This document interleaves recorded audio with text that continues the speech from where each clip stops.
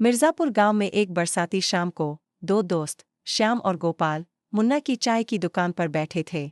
उनके चेहरे उदासी से भरे थे, जो उनकी रोज की हंसी मजाक और 2-3 कप चाय की गपशप से बिल्कुल अलग था। आज दोनों ने एक कप चाय भी नहीं पी थी। गांव की मौजूदा परेशानियों ने उनके दिलों को भारी कर दिया था। तभी गांव के नए स्कूल अध्यापक मास्टर सुरेश दुकान पर पहुंचे। अरे श्याम, गोपाल, तुम दोनों यहाँ इतने उदास क्यों बैठे हो? मैं इस गांव में आए कई महीने हो गए, लेकिन तुम्हें कभी इतना परेशान नहीं देखा। हमेशा हंसते मुस्कुराते रहते हो। आज अचानक क्या हुआ? मास्टर जी, बैठिए। आपकी चाय तैयार है, मुन्ना ने कहा, एक गर्म कप थमाते हुए। मुझे पता था आप थोड़ी देर में आ जाओगे। जल्दी बनाओ, मेरा सिर पूरे दिन से दुख रहा है। और तुम दोनों, मास्टर जी को बताओ, क्या बात है? श्याम ने आह भरी। मास्टर जी, आज हमारा मन बहुत उदास है। आप तो जानते हैं, यह गांव कितना खूबसूरत है, यहाँ के लोग कितने अच्छे हैं। लेकिन आज कुछ गलत है। क्या हुआ? सुरेश ने पूछा, अदरक वाली चाय का घूंट लेते हुए। गोपाल बोला, आपको पता है, हमारे गांव में कोई दवाखाना नहीं था। कोई बीमार पड़ता तो 12 मील दूर शहर जाना पड़ता। कई लोग तो रास्ते में ही चल बसे। इसलिए हमने सबने मिलकर अपनी बचत से गांव में एक छोटा दवाखाना बनवाया। वो तैयार है, लेकिन पैसे खत्म हो गए। बिस्तर और सामान खरीदने को कुछ नहीं बचा। हम परेशान हैं। सुरेश ने विचारपूर्वक सिर हिलाया। समझा, मेरे पास कुछ पैसे थे, लेकिन वो मेरे बेटे की पढ़ाई में खर्च हो गए। लेकिन पास के चांदपुर में मेरी पुश्तैनी जमीन है। अगर उसे बेच दूं, तो शायद बिस्तर खरीदने लायक पैसे मिल जाएं। तुम्हारा क्या ख्याल है? श्याम की आंखें चौड़ी हो गईं। मास्टर जी, आप अपनी पुश्तैनी जमीन बेच देंगे?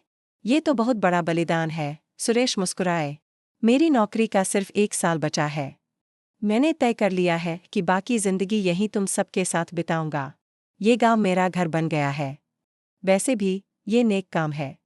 भगवान ऐसे मौके बार बार नहीं देते। श्याम, गोपाल और मुन्ना की आंखों में आंसू आ गए। उन्होंने हाथ जोड़कर कहा, धन्यवाद, मास्टर जी। अरे, इसकी जरूरत नहीं, सुरेश ने हाथ हिलाते हुए कहा। कल सुबह हम निकल चलेंगे। चांदपुर में कुछ लोग उस जमीन को खरीदना चाहते थे। अगर इस बार बात बन गई, तो उनसे सौदा पक्का कर लेंगे। अगली सुबह सुरेश, श्याम और गोपाल चांदपुर के लिए रवाना हुए। बारिश रुकने का नाम नहीं ले रही थी। आसमान काले बादलों से ढका था और तेज हवाएं चल रही थीं। वे ट्रेन में सवार हुए, जहां बाहर की बारिश और ट्रेन की खटखट एक अजीब सा माहौल बना रही थी। ये बारिश तो रुकने का नाम नहीं ले रही, गोपाल ने खिड़की से बाहर देखते हुए कहा। और हमें एक नदी भी पार करनी है, मास्टर जी। आपका गांव स्टेशन से कितना दूर है?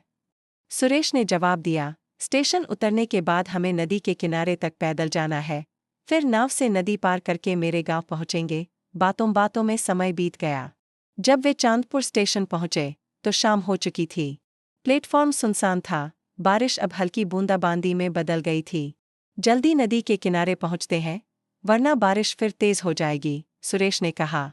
वे स्टेशन से बाहर निकले। रात का सन्नाटा और बारिश ने एक रहस्यमय माहौल बना दिया था।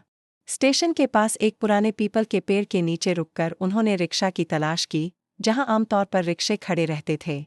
लेकिन आज कोई नहीं दिखा। इस मौसम में रिक्शा कहाँ मिलेगा? श्याम ने बड़बड़ाया। किसने सोचा होगा कि इस तूफानी रात में आखिरी ट्रेन से कोई उतरेगा? चलो, पैदल ही चलते हैं, सुरेश ने फैसला किया।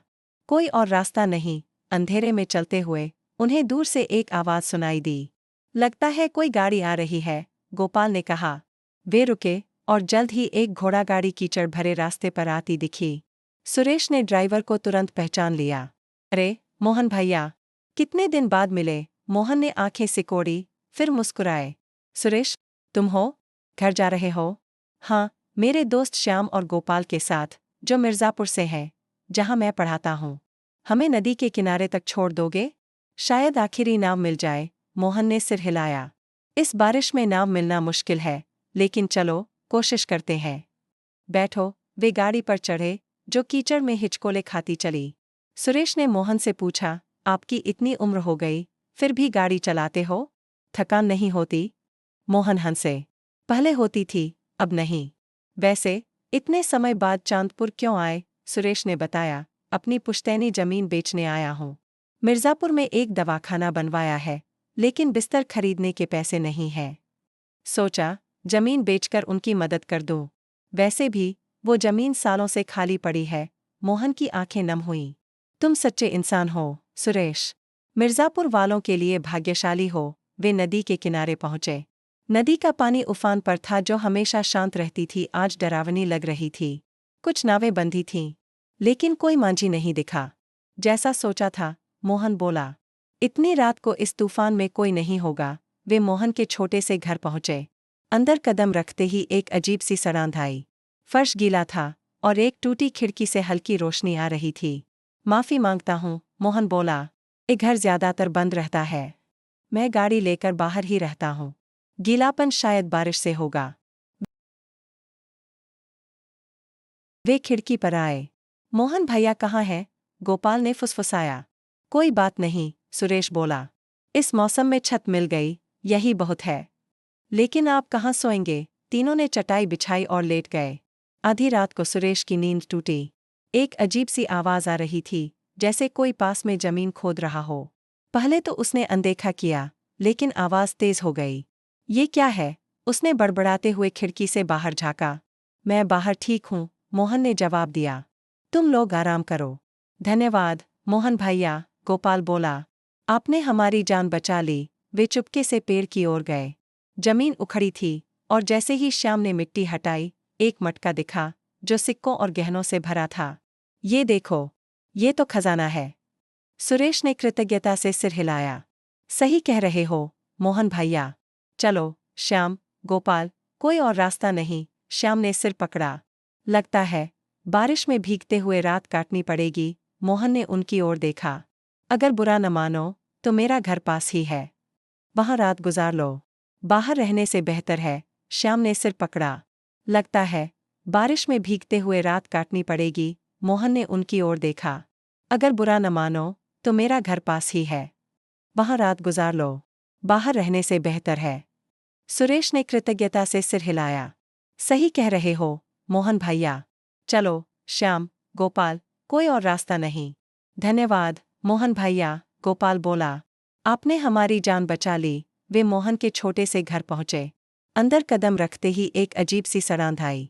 फर्श गीला था, और एक टूटी खिड़की से हल्की रोशनी आ रही थी। माफी मांगता हूँ, मोहन बोला। ये घर ज्यादातर बंद रहता है। मैं गाड़ी लेकर बाहर ही रहता हूँ। गीलापन शायद बारिश से होगा। कोई बात नहीं, सुरेश बोला। इस मौसम में छत मिल गई, यही बहुत है। लेकिन आप कहाँ सोएंगे? मैं बाहर ठीक हूँ, मोहन ने जवाब दिया। तुम लोग आराम करो। नहीं, हमारे साथ रहो, श्याम ने जोर दिया, लेकिन मोहन ने मना कर बाहर चला गया। तीनों ने चटाई बिछाई और लेट गए। आधी रात को सुरेश की नींद टूटी। एक अजीब सी आवाज आ रही थी, जैसे कोई पास में जमीन खोद रहा हो। पहले तो उसने अनदेखा किया, लेकिन आवाज तेज हो गई। ये क्या है? उसने बड़बड़ाते हुए खिड़की से बाहर झाँका। वहाँ एक पेड़ के नीचे मोहन तेजी से खोद रहा था। श्याम, गोपाल, उठो, कुछ गलत है। वे खिड़की पर आए। मोहन भैया कहाँ है? गोपाल ने फुसफुसाया। सुरेश ने इशारा किया। वहाँ खोद रहे हैं। चलो, वे चुपके से पेड़ की ओर गए। जमीन उखड़ी थी, और जैसे ही श्याम ने मिट्टी हटाई, एक मटका दिखा, जो सिक्कों और गहनों से भरा था। ये देखो, ये तो खजाना है। लेकिन ये किसका है? गोपाल ने सोचा। और मोहन भैया कहाँ गए? सुरेश ने भौहें चढ़ाई। ये ठीक नहीं लगता। हमें दूसरों का धन नहीं चाहिए। इसे वापस दबा दो। जैसे ही उन्होंने मटका दबाना शुरू किया, पेड़ कांप उठा। ऊपर देखा तो एक छायादार आकृति डाल पर बैठी थी। उसकी आंखें चमक रही थीं। डरो मत, सुरेश, उसने मोहन की आवाज में कहा। मैं मोहन हूँ, या था। 2 साल पहले मेरी गाड़ी पलटने से तूफान में मृत्यु हो गई। मैं इस खजाने की वजह से भटक रहा हूँ, जो मैंने जिंदगी में छुपाया था। मुझे एक सच्चे इंसान की तलाश थी। सुरेश का दिल तेजी से धड़का। आप भूत है? हाँ, मोहन बोला। मैंने तुम्हारी परीक्षा ली। तुम ये खजाना ले सकते थे, लेकिन नहीं लिया। तुम सच्चे हो। ये मटका ले जाओ। मिर्जापुर के दवाखाने के लिए इस्तेमाल करो। तुम्हें जमीन बेचने की जरूरत नहीं। अब मेरी आत्मा को शांति मिलेगी। जवाब देने से पहले मोहन की आकृति हवा में गायब हो गई। तीनों ठगे से मटके को देखते रह गए। वह बरसाती रात, भूतिया मुलाकात और खजाना उनके दिलो दिमाग में हमस्मृति बनकर रह गया। वे मटके के साथ मिर्ज़ापुर लौटे और उससे दवाखाने को सुसज्जित किया। गांव फला फूला और उस तूफानी रात की कहानी एक दंतकथा बन गई, जो पीपल के उसी पे के नीचे सुनाई जाती, जहां शायद आत्माएं आज भी नजर रखती थीं।